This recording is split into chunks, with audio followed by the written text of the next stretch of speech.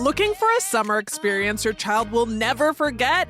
Camp Paw Print and Camp Wildside at Dane County Humane Society offers unforgettable opportunities to learn, explore, and grow while having fun. Perfect for kids age 7 to 12, Camp Paw Print features hands-on animal encounters, crafts, themed lessons, and more. For youth ages 12 to 15, Camp Wildside offers unique themed focus on wildlife exploration, nature adventures, and conservation activities. Make lasting memories with these one-of-a-kind camps. Register today at giveshelter.org/education. One of the holy grails of yearly bike rides is coming up. Loop the Lake is on Saturday, June 20th, starting and ending at the Eastside Club on Monona Drive. Gear up for an at-your-own-pace 13-mile ride around the gorgeous Lake Monona. You'll get food, beverages, a t-shirt, and, of course, local pride.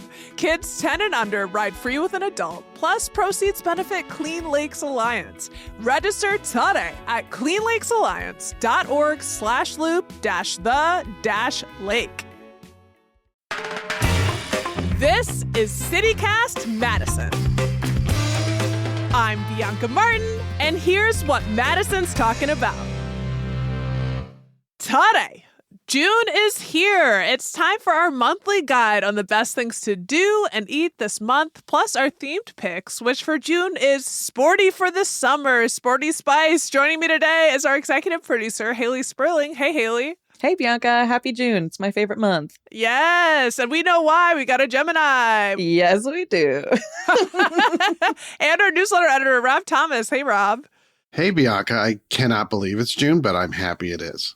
I know. It really feels that way every time, but like the universes that we are going to get into this June, there's so much to have fun with. And Haley, you're going to kick us off for the Sporty Spice theme of this month. What are you recommending for ways to get sporty in June? Yes. Well, initially my thought was to tell you guys all about the joys I've been having riding my B-cycle, but I've been saying that so often that you guys were like, let's maybe do something else, Haley. So here I am with something else, something completely different. I'm here to talk to you about the FIFA World Cup, the sportiest of sports. For those who don't know, the FIFA World Cup happens every 4 years, and in the soccer world, it's kind of considered to be the pinnacle of the sport. And this year, the event runs from June 11th to July 19th. And will take place in 16 cities across North America, but mainly in the US.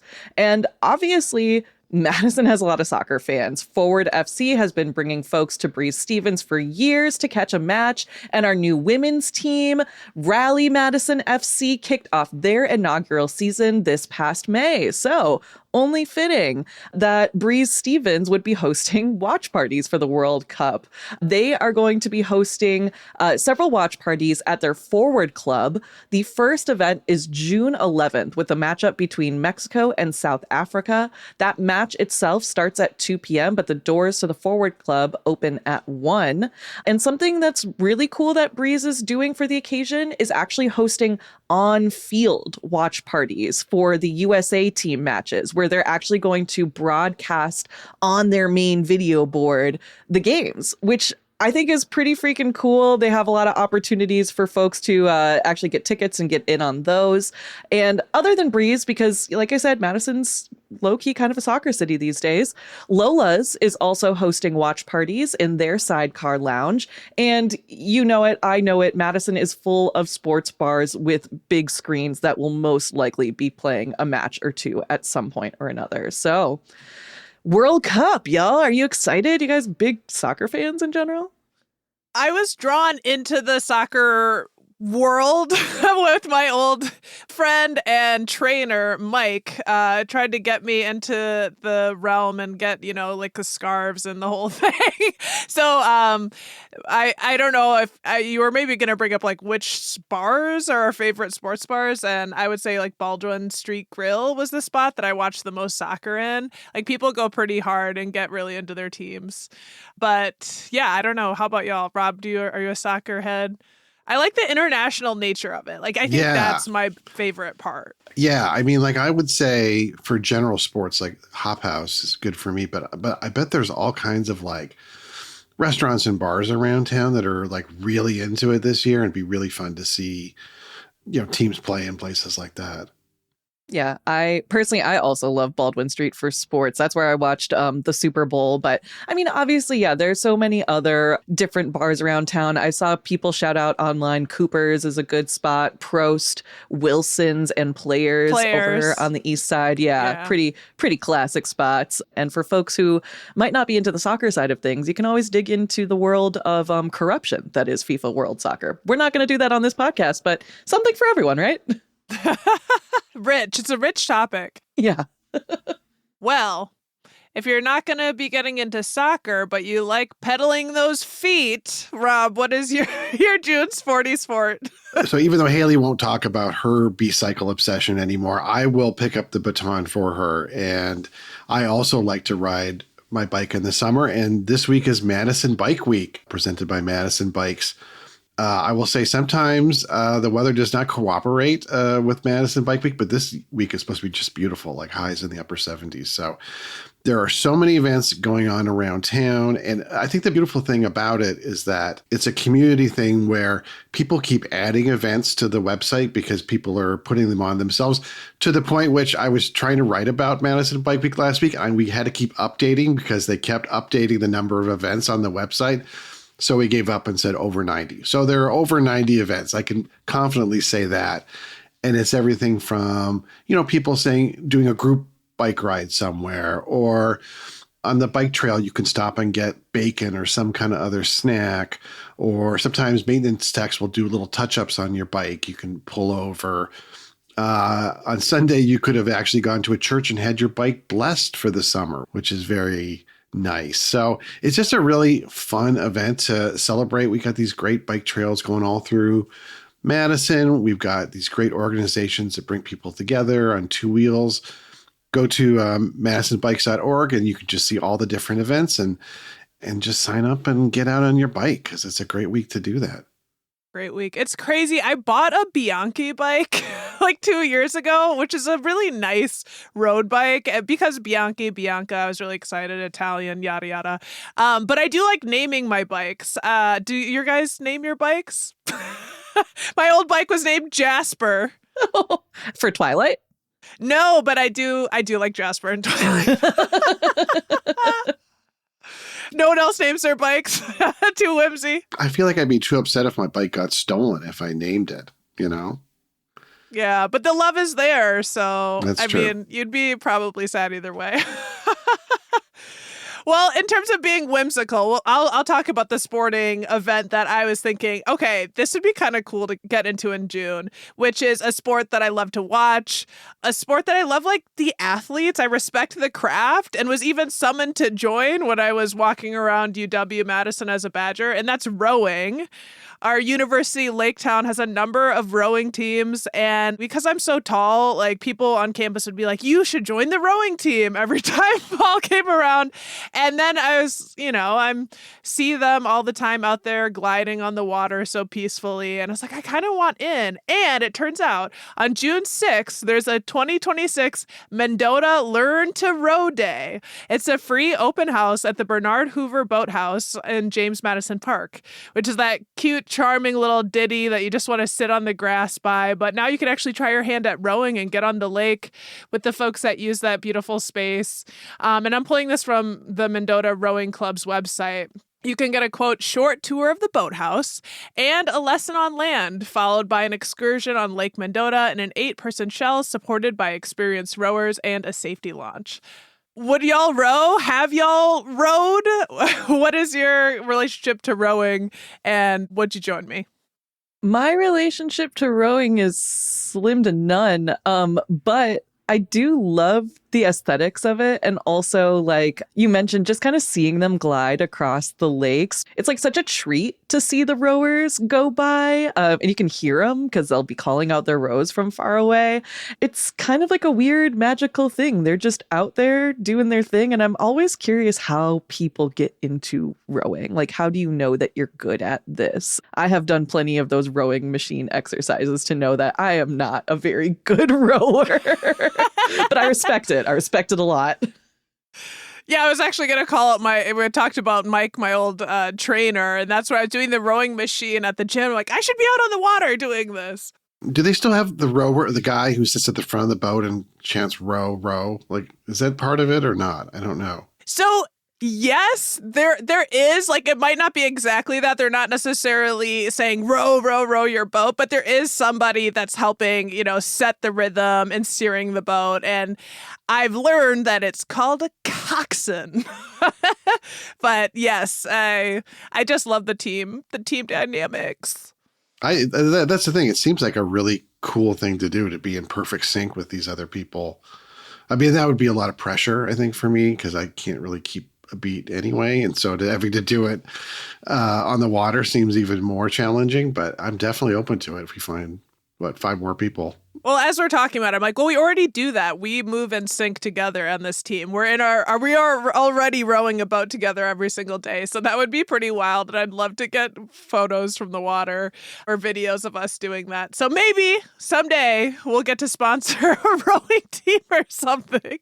But hey, here are the last details you need to know about this Mendota Learn to Row Day. Rowing lessons start at 12 noon with the last group meeting at 3 p.m. They said plan for about an hour. It is 18 plus and seats are limited. So if you want in, that's something you should look into right away. But yeah, I think that's my sporty spice recommendation.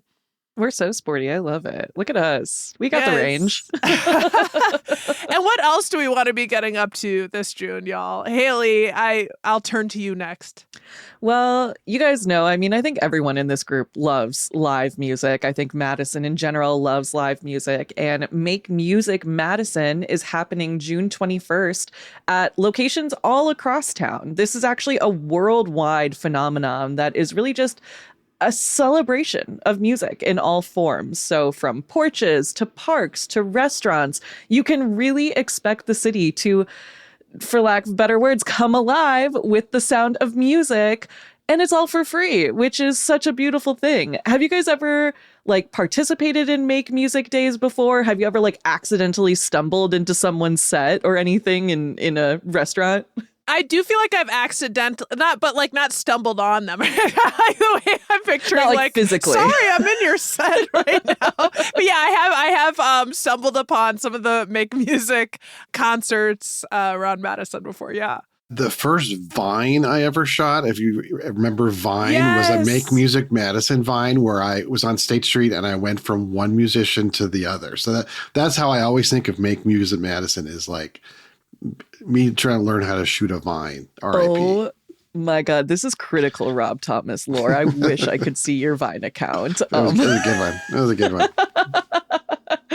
I love that. My first interaction with Make Music Day in general was actually more than 10 years ago when I was living in California, and some friends and I attended Make Music Pasadena. And I was like, oh, this must be a cool little local festival. I was wrong. It was massive. It was huge. And now I know it is worldwide. I actually saw Kishibashi and a bunch of other kind of heavy hitting artists play that day, all for free. And it was just super, super fun. So yeah, shout out to Make Music folks. Like I said, it's a worldwide event. So even if you're listening not in Madison, odds are there are probably some concerts going on near you. And relatedly, I'll actually be attending a show at the Sylvie that night, seeing Taking Back Sunday and Bayside. So to all my fellow emos out there, come say hi. A slow walk up. Hey. Hey. Emo. I'm picturing the emo walk up daily. Oh my God. And Rob, you've got more music on the mind. Yeah. Well, speaking of the Sylvie, I think, Haley, you would like this because you're wearing your iconic Def Leppard t-shirt in this recording. Mad with Power Fest is coming back to the Sylvie this week, June 5th and 6th. Now, we talked about being sporty. I don't know if pinball is a physical activity. It is. I'm not good enough for my wrists to hurt, because usually I've used all my balls before I get that far. But Mad with Power is a locally created monster of a 2-day festival that combines heavy metal and pinball. So it's 2 days of metal bands with names like Sound of Thunder, Super Monster Party, and Madison's own Metal Titans, Lords of the Trident, who are the ones who actually have organized this every year. So you got the metal bands, and then in addition, throughout the Sylvie, there are dozens of pinball machines donated by Aftershock Classic Arcade. And the best thing is they're all set to free play. So you don't need to bring a roll of quarters. You can just listen to metal, play pinball, and just have a great ear-splitting time. They serve mead because, of course, they do. It's a metal fest. There's something called a cheese curd massacre outside at one point, which I guess has become a yearly tradition, which seems as messy as it sounds. So it's just a really fun thing. And it's really grown into this huge thing. And it's so great that this is a completely Madison-made phenomenon.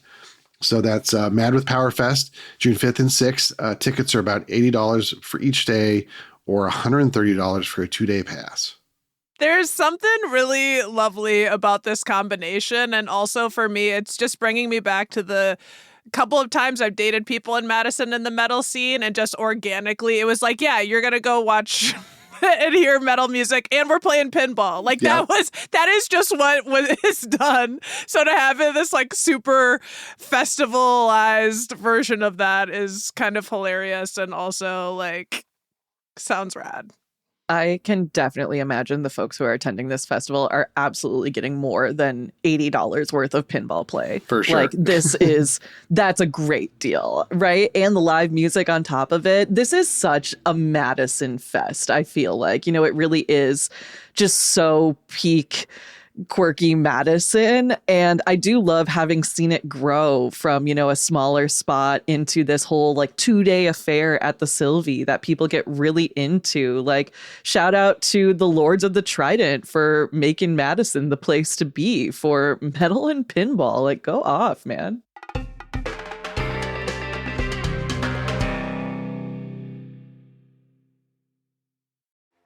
Literacy is the moment. Madison Reading Project's mission is to connect our community with free books and literacy resources that ignite a love for reading and affirm and reflect the diversity of young readers. And y'all, they truly put on one of the coolest events of the year. Every year, Madison Reading Project hosts a paper fashion fundraiser to behold, and it supports children's book access and free literacy programs called Red E to Wear.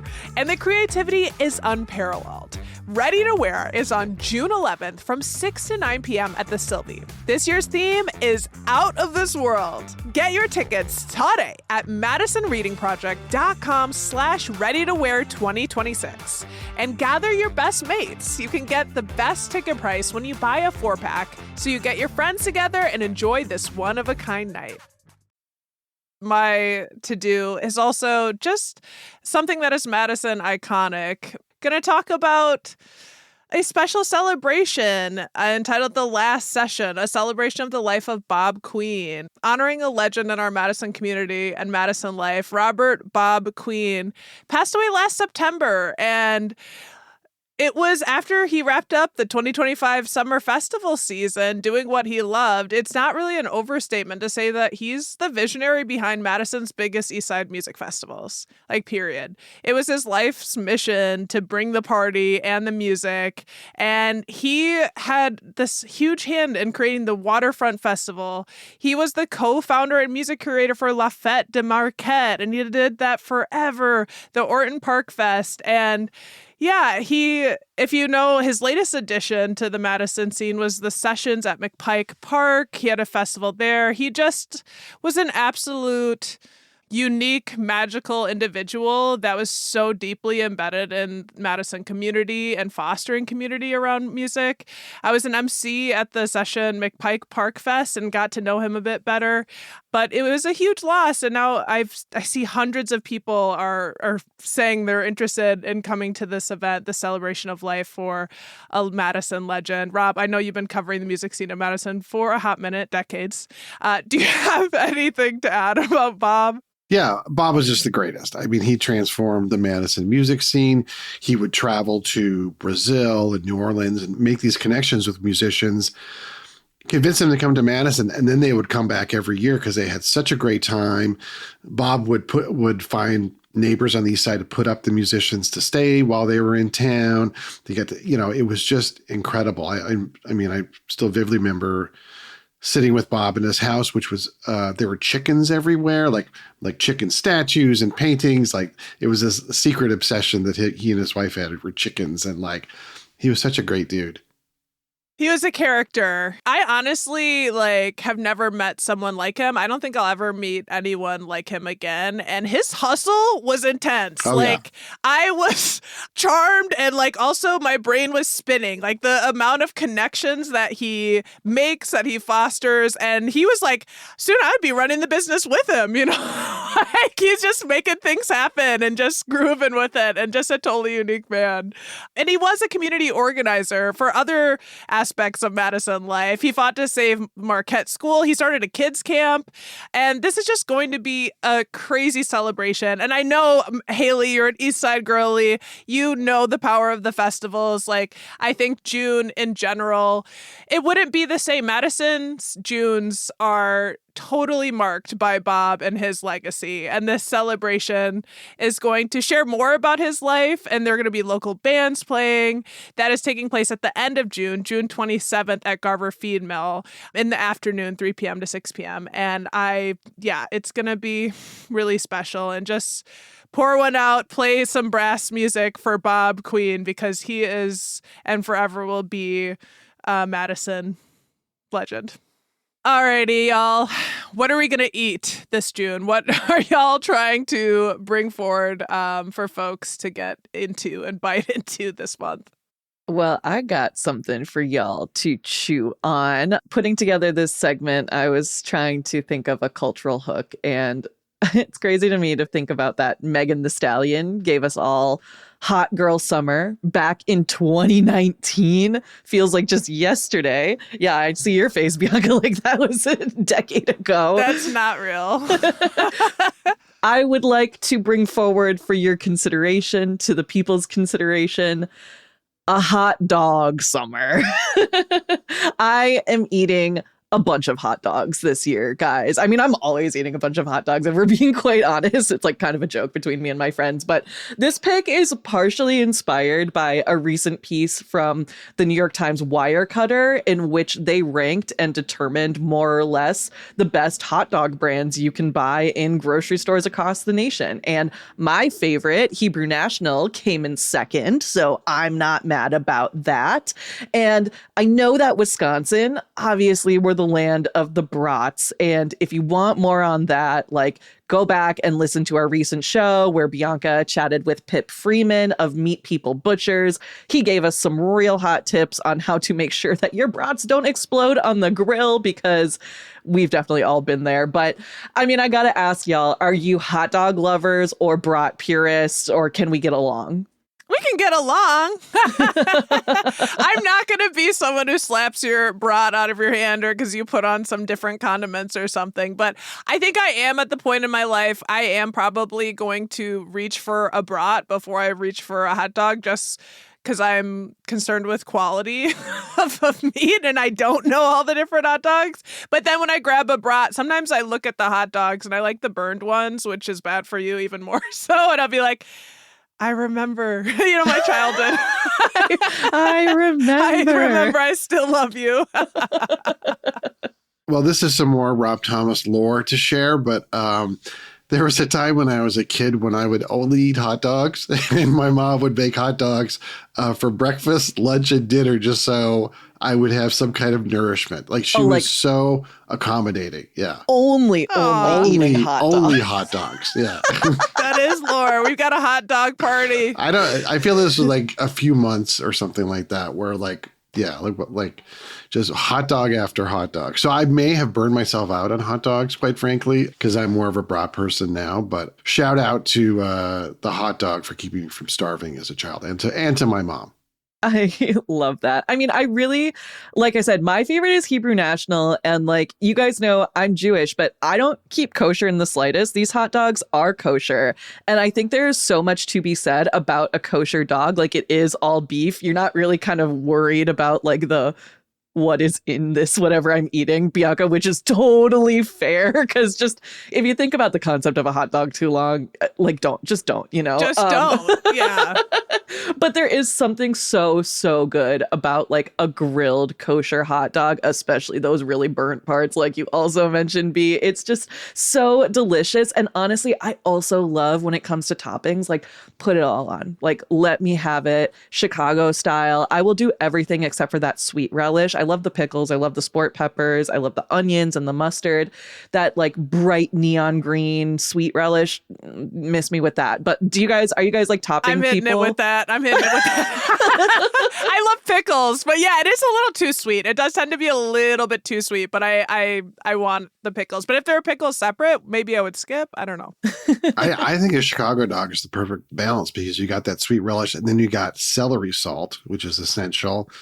You got the sour of the pickle. I can not pass up a Chicago dog. Hot dog summer, baby. Let's go. Let's go. Rob, what about you? What kind of June eating are you getting into? I'll continue the healthy food trend. National Donut Day is June 5th, and we've got a lot of great donuts in this city. I wrote a roundup for the newsletter last year about all that. I'll take a Greenbush donut. I love those old-fashioned blueberry cake donuts there. Level 5 is a new favorite on Atwood. I was looking on their Instagram, they've got like a Cherry Garcia donut with like a cherry glaze and brownie chunks, matcha white chocolate, all these great donuts, and they're all vegan, which is fantastic. So they're healthy. See, exactly. So you can have two. Yeah. Bloom Bake Shop, Duck Donuts on University, where they ice them in front of you, which is really good. So they're really, really gooey. And this is embarrassing. I still haven't been to Zippy Loop, which I hear has great donuts and fried chicken. So I got to check that out. Yeah. I like the chicken sandwich a lot. Yeah. Yeah. Hot tip, get their breakfast sandwich. It's a breakfast sandwich, but on donut. And it's delicious. Ooh, that sounds really good. Yeah, it's real good. Can confirm. Yeah. So I did want to, speaking of donuts, pose the question, which has bedeviled me for a while, about donut etiquette. And specifically, so you're at work or somewhere and somebody brings in a dozen donuts. Are you required to take a full donut, or can you take a knife and like cut off like a half or a quarter so you can try multiple kinds of donuts? This is a hypothetical that we have lived. Right, exactly. I think we've all faced this, right? We've faced this, and we have faced this together. Which, I mean, when you go to a place like Level 5 Donuts and you're getting sort of unique flavors, it almost feels polite to take just part so everyone can try the different flavors. Yeah, I mean, you say it's polite. I think like selfishly, I want to slice and dice these donuts because I want to try every single flavor, but like when it comes to the whole office debate of you've got, 12 Krispy Kremes and they're all the same. Can you quarter it up and only take half? Like, yeah, I don't really care. Sometimes I don't want a whole donut. I think the most Midwestern thing, though, that you'll see, I'm just thinking about because I have seen this in Starting Block every now and then, is like that 1/2 or that 1/4 donut that is going to be there all day long because no one will take it. No one wants to be that person who takes the last bite of donut. But I'm here to say that someone's got to do it. You brave souls, step up. Speaking of brave souls, I'm going to bring us over to the last food topic because I feel like this goes pretty well with donuts, which is dairy. Thinking about some milk on June 6th. Cows on the Concourse is returning to Madison's Capitol Square. And I don't know if y'all really think about this, but June is Dairy Month in Wisconsin and also nationally. And so it feels like the right time to really appreciate and learn why Wisconsin is our country's dairy land. Like cows galore. It's kind of nostalgic for me, growing up a little bit more small town Wisconsin. Cows are everywhere. The methane. They do a lot of amazing processes, and I know a lot of folks want to lean into dairy and ice cream during the summer months. So I kind of love this event. I've never been, but it does occur to me each June. It's Dairy Month, and this year's theme for Cows on the Concourse is Edmucation. So I love that Edmucation. Haley, you've got like a wonderful cow shirt that might be a little hot for June, but you've got some good cow wear that you could wear to this. This event takes place between 8 a.m. to 1 p.m. on the 100 block of Martin Luther King Jr. Boulevard. And you basically get to interact with both cow experts and dairy cows. Like, you can go make friends. Like, it's a great family event, and then try a bunch of Wisconsin dairy products and maybe grilled cheese, maybe. But yeah, Cows on the Concourse, June 6th. I just love the vision and the image of literally seeing cows on the concourse, of seeing just these cows downtown. It's so silly to me every year, like, because it's happened a couple of times where I have accidentally stumbled upon it and I'm like, what is this cow doing downtown? But they have a job. They're employed. They're teaching. They are educators this year. And shout out to them. Yeah, it's like a trade show. Like, they have a Monona Terrace, except it's cows instead of, shoe salesmen or whatever. Yeah, and you can scratch that itch, county fairs and all of that. Like, you can get it early, right away, June 6th. You can go get some Wisconsin Dairyland partying on downtown.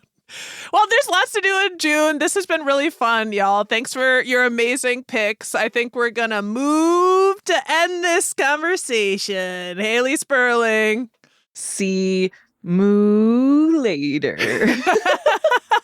And Rob Thomas, our hot dog king. Thanks so much. Thanks so much, Bianca.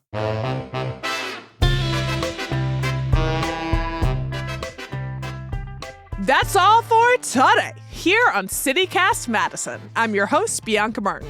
Don't forget, you can support the show and get great perks by becoming a CityCast Madison neighbor at membership.citycast.fm/Madison. And if you enjoyed today's show, why not share this episode with a hot dog lover? God, I want a hot dog. All right, we'll be back tomorrow morning with more stories from around the city. Until then, take good care and thanks for listening.